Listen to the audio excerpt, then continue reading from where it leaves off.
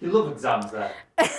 No, I hate exams with an absolute passion. Sometimes I feel I'm more stressed than the pupils are. Okay, what can I say about exams? They're stressful, aren't they? So it's always terrible up until April. We have a saying in North Yorkshire, be right, and it's, oh, you've got an exam in 3 months, be right. You've got some revision to do, be right. Have you done some prep for your test, be right. There's just there's no urgency. So you've got this phenomenon of countdowns in schools. And we're right, 9 weeks to go, 8 weeks to go. What do the kids know? When I'm going to finish the content? What revision I'm going to get done? 38 days, 4 hours and 17 minutes until the first GCSE exam. What are the kids going to get? What do I need to do to get the best out of them? And it just goes on and on. I have been for the last 21 years, frankly, and every year we say it's going to be different. It's going to be different. You get some people who are going to do very well, and every year there are people who will fail that course. And the government knows that, the school knows that, and the pupils know that. And it's really difficult to try and motivate a student who's been told that their target grade is a fail. And sometimes you do feel the panic as a teacher. Well, I do anyway, massive panic. You have to try and sort of stay calm. It's all going to be fine. With the wind in your sails, you'll be smashing those grades. But you don't always believe that.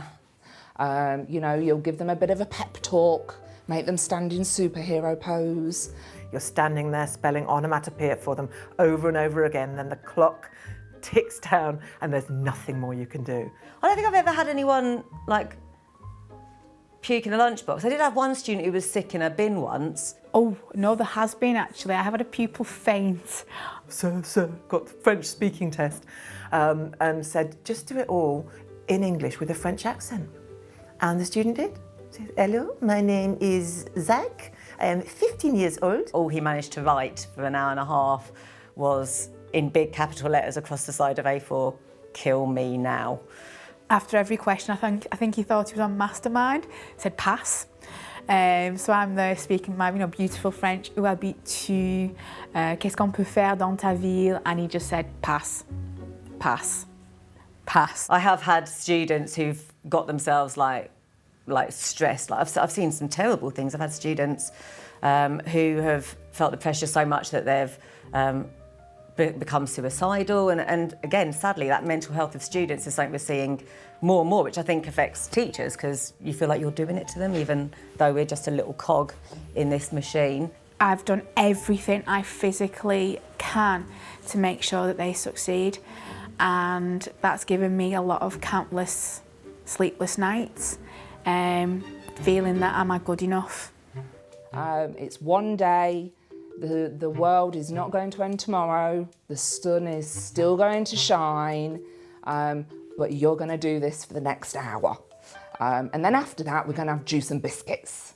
Seeing kids come out with, like beaming smiles. Sir, this came up. I knew I've got it nailed. But then you also get the kid who comes out and he's like, Miss, I've absolutely nailed it. And it's like, oh God, no you haven't.